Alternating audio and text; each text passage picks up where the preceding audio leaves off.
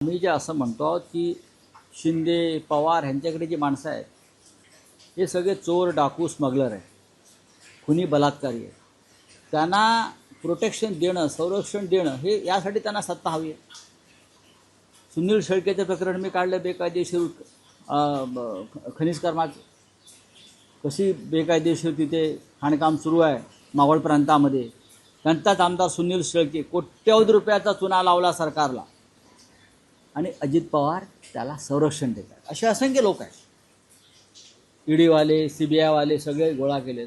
70,000 कोटीचा सिंचन घोटाळा आरोप मोदीने केला ह्यांच्यावरती.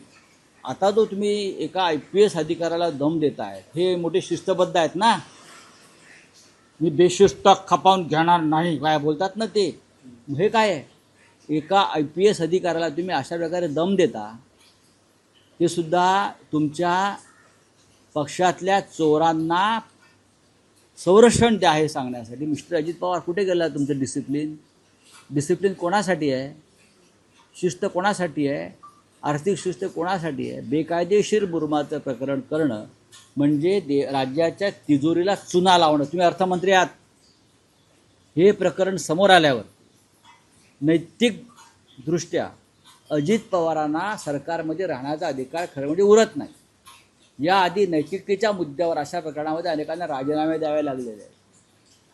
या राज्याचा उपमुख्यमंत्री म्हणून घेणारा माणूस IPS अधिकाऱ्याला बेकायदेशीर कामांना पाठिंबा द्या म्हणून सांगतो आहे.